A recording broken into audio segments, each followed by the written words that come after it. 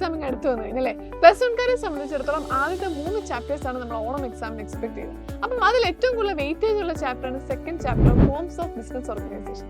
ഇതിൽ നിന്ന് ഏറ്റവും ഇമ്പോർട്ടന്റ് ആയ ടോപ്പിക്സ് നമുക്ക് നോക്കാം. ഇതിൽ നമുക്ക് 5 ഫോംസ് ഓഫ് ബിസിനസ് ഓർഗനൈസേഷൻ ആണ് പഠിക്കാനായിട്ടുള്ളത്. ആദ്യത്തെയാണ് സോൾ പ്രൊപ്പർഷിപ്പ് എന്ന് പറയുന്നത്. അപ്പം അതിലെന്ത് ചെയ്യുന്നുണ്ട്, ഒരാൾ ഇൻഡിവിജ്വൽ ആയിട്ട് നടത്തുന്ന ബിസിനസ്, അതിനാണ് നമ്മൾ സോൾ പ്രൊപ്പർഷിപ്പ് എന്ന് പറയുന്നത്. അപ്പം നമുക്ക് അതിന്റെ ഫീച്ചേഴ്സും മെറിറ്റ്സും ഡീമെറിറ്റ്സും പഠിക്കുകയാണ്. ഇതൊരു 8 മാർക്കിന് വരെ ഈ ഒരു പോർഷനിൽ ക്വസ്റ്റ്യൻ ചോദിക്കുകയാണ്. അപ്പൊ ആ ഫീച്ചേഴ്സും മെറിറ്റ്സും ഡീമെറിറ്റ്സും നിങ്ങൾ കൃത്യമായിട്ട് പഠിക്കണം. പിന്നെ അടുത്തത് നമുക്ക് പഠിക്കാനായിട്ടുള്ളത് പാർട്ട്ണർഷിപ്പാണ്. പാർട്ട്ണർഷിപ്പ് ബിസിനസ്സിലോട്ട് വരുമ്പോൾ ഏറ്റവും കൂടുതൽ ചോദിച്ചു കാണുന്ന ഒരു ക്വസ്റ്റ്യൻ ടൈപ്സ് ഓഫ് പാർട്ട്നേഴ്സ് ആണ്. 1 വേർഡ് ക്വസ്റ്റൻ ആയിട്ടും 3 മാർക്സിന്റെ ക്വസ്റ്റൻ ആയിട്ടും ഈ ഒരു ഭാഗത്തുനിന്ന് ക്വസ്റ്റ്യൻ ചോദിക്കാറുണ്ട്. അപ്പൊ കൃത്യമായിട്ട് ടൈപ്സ് ഓഫ് പാർട്ട്നേഴ്സ് ഏതാണ് എന്നുള്ള കാര്യങ്ങൾ നിങ്ങൾ കൃത്യമായിട്ട് പഠിച്ചു വെക്കണം. അതുപോലെ തന്നെ ഇമ്പോർട്ടന്റ് ആണ് പാർട്ട്ണർഷിപ്പ് ബിസിനസിന്റെ അഡ്വാൻറ്റേജും ഡിസ്അഡ്വാൻറ്റേജും.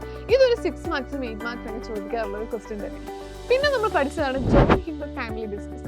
ജോയിൻ ഇൻ ദ ഫാമിലി ബിസിനസ്സിൽ അതിന്റെ ഫീച്ചേഴ്സ് ആണ് നിങ്ങൾ കുറച്ച് സ്ട്രെസ് ചെയ്ത് പഠിക്കേണ്ട ഒരു കാര്യം.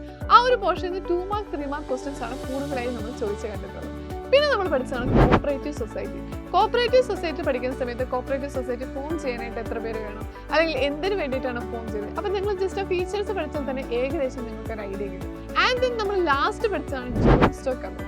ജോയിന്റ് സ്റ്റോക്ക് കമ്പനിയായിട്ട് വരുമ്പോൾ കൂടുതലായും ചോദിച്ചു കാണുന്നത് പ്രൈവറ്റ് കമ്പനിയും പബ്ലിക് കമ്പനിയും തമ്മിലുള്ള ഡിഫറൻസ് ആണ്. ഇത് മിക്ക എക്സാമിനും റിപ്പീറ്റ് ആയി തന്നെ ചോദിച്ചു കാണുന്ന ഒരു ക്വസ്റ്റ്യൻ ആണ്. അപ്പം ആ ഒരു ഡിഫറൻസ് ടേബിൾ ആയിട്ട് തന്നെ നമ്മൾ പഠിച്ചിട്ടുണ്ട്. ആ ഒരു കാര്യങ്ങൾ നിങ്ങൾ കൃത്യമായിട്ട് പഠിക്കുക. അപ്പം ഈ ഒരു ചാപ്റ്ററിന്റെ ലൈവ് ആയിട്ടൊക്കെ നമ്മൾ ഉടനെ തന്നെ വരുന്നുണ്ട്. അപ്പോൾ നിങ്ങൾ ചാനൽ ഒന്ന് സബ്സ്ക്രൈബ് ചെയ്യുക. അപ്പോൾ ഓൺ എക്സാം നമുക്ക് ഒരുമിച്ച് അടിപൊളിയാക്കാം.